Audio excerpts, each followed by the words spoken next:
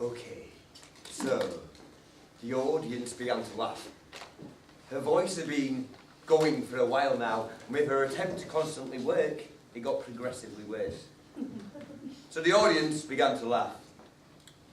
And at this point, her voice had cracked and went into a whisper whilst on stage. He came with his mother that night and was standing in the wings when this happened. His mother seemed upset. His mother seemed upset. Walked off the stage. No, I don't really think walked is a good word. Try stormed off stage. Yeah, she stormed off stage. She stormed off stage and had an argument with the stage manager. No, you're public speaking, right? Sorry? So, just, she stormed off stage and had a dispute. Oh, a dispute. She stormed off stage and had a dispute with the stage manager. Before he knew it, he was on the stage in front of the faces in the smoke and the glare of the footlights. He was all on his own when the orchestra, after finding his key, started to sing a song that went a bit like this.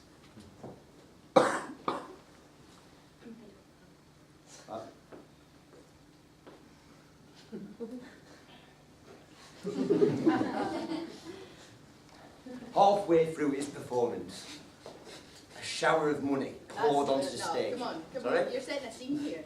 A shower of money poured onto the stage. No, the shower of money didn't. It did. A tsunami of money. A tsunami of money. Tsunami, yeah. You know what it says? Or a tidal wave of money. That's not as dramatic. Oh, I think that tidal wave fits it. All right. Can I pick one? A tsunami of money poured onto the stage. He knew he had the audience in his grasp. He started to talk to his audience, dance to them, and then started to sing an Irish march song that went a bit like this. No? Oh, Danny Boy, the pipes are calling. There was more cheering and money flowing. That night, it was his first night on stage, and his mother's last. No, what school did you go to? It's daycare. No, That night was his first night on stage and his mother's last. This is his mother's swan song. His mother's swan song. Swan song. Sorry? Swan song. His mother's pick one. Swan song, the grand finale. Swan song. It was his mother's.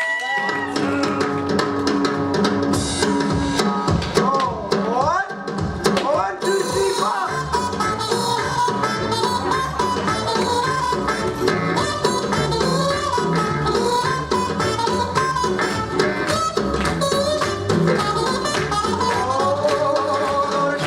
And a pillow for my head, I got a pencil full of lead, some water for my throat, I got buttons for my coat and sails on my boat. So much more than I needed before. I got money in the meter and a turbo. I eat the road, now get it on the road. So they get sweeter, I'm a man, so my tears and a head full of hair.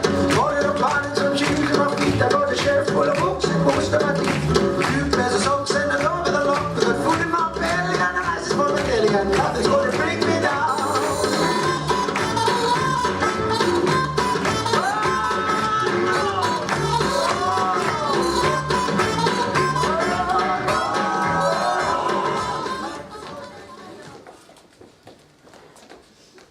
Born in London, Ballymena, Birmingham. Your mother was a gypsy and you were born in a hospital that belonged to the Gypsy Queen. You were quite the ladies' man growing up. And you had 4 wives, all of which were quite much younger than you. For some people, it was 3rd time lucky, but for you it was 4th. At times you said it was like carrying around 6 feet of concrete on your shoulders. One thing that we would like to change is that we'd love to be able to play the piano like him. Sometimes we like to pretend we can, but really, it's a recording we got from iTunes. One of our favourite things in life is fancy dress. We love it. Between us, we have a vast range of moustaches that we like to wear for different occasions. But the favourite is a small one that sits just below the nose. We've been told that when worn, we kind of look a little bit like Hitler. I wonder if Hitler's was real, or where he get the idea from. He's quite tall, or is it you that's tall? I can't really remember. So tell me about you. Or are you him? Or is he you?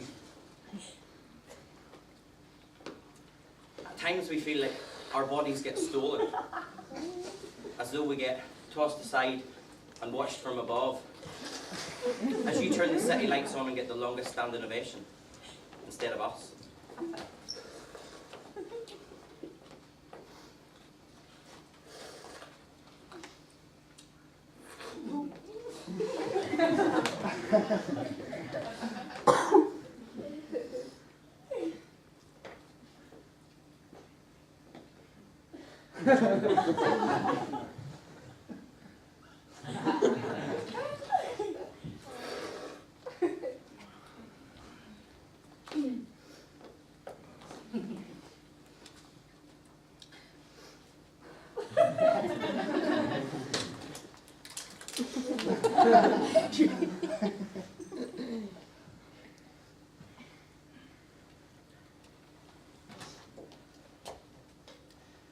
Cheers.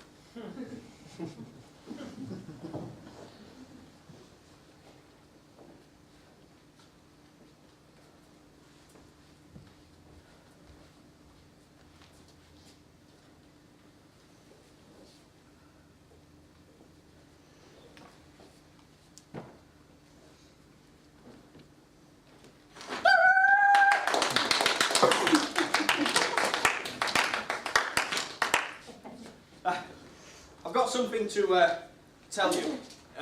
He wanted me to pass a message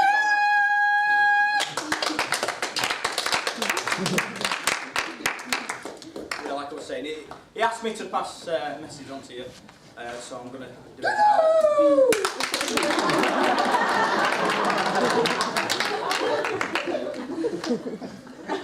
Okay, so he wanted me to tell you that you... Oh, bit of fitting music. He wanted me to tell you that you really turned him on. You know when you were together, you had that thing going on. You really turned him on. No, he said, wait, what are you doing, darling? You're irritating me. Sorry. You used to turn him on. And he told me that every day he was doing like everyday tasks such as household chores, such as washing the pots. Lisa, this is lovely, thank you.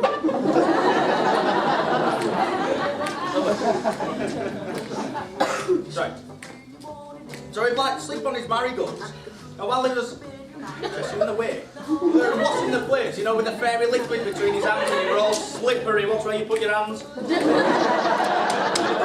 the plate. He was scrubbing the plate up and down, and he was just imagining all along that he was scrubbing your naked back up and down and oh dear. Oh, ow! Just leave me alone, get off me. Right. And this is the point. The girls had stopped this. Right. It's until he met this new woman and that she moved.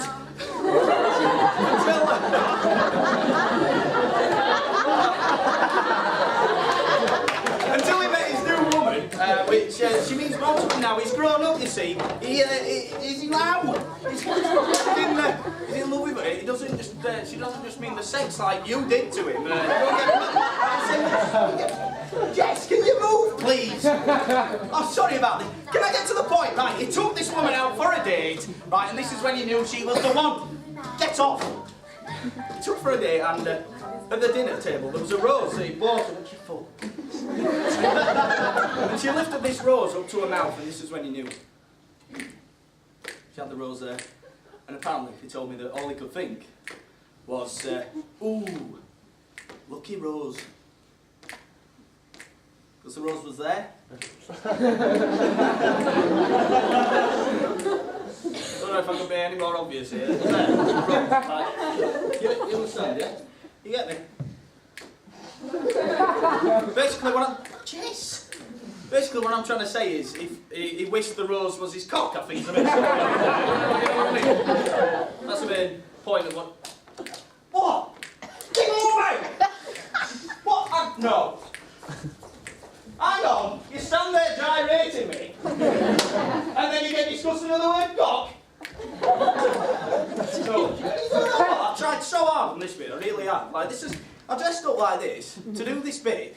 It wasn't anything to do with what I was telling you, I'll be honest, you know, it was more about me. This is a bit I want you to remember me by. So, I'll tell you what. To me. No, I don't think so. I think a toast to something more important. To me. A toast to the tiny chair.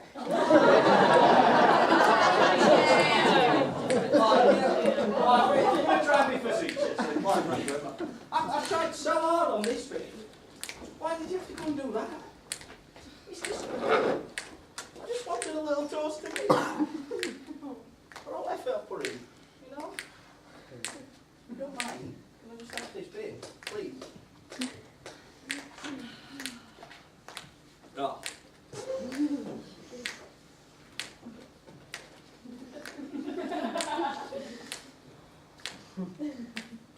I'm going to be honest, boys, it's not really working, man.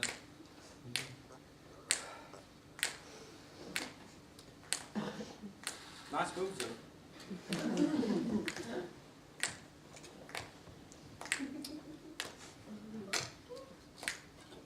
To the boys.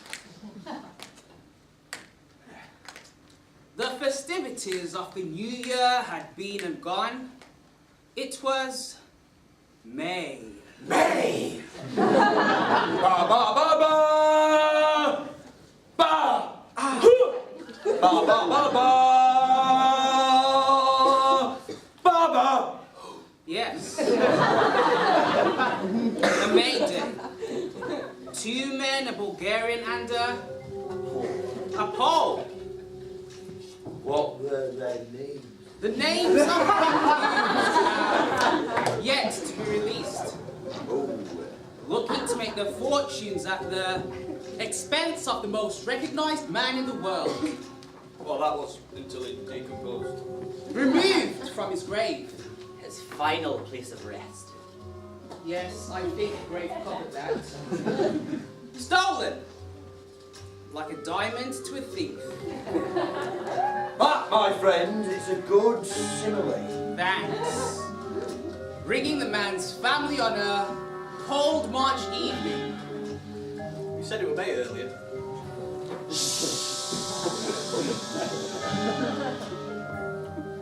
They demanded a large sum of money for the return of their beloved.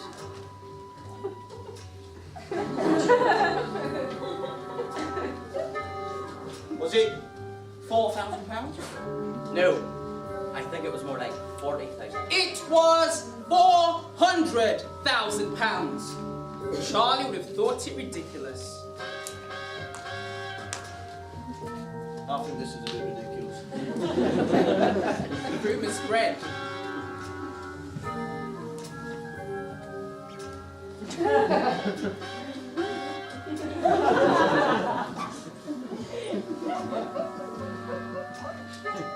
Until the men were identified. Yes, as 2 young men in their 20s. Well, the Bulgarian was 38. I wouldn't really describe that as a young man in his 20s.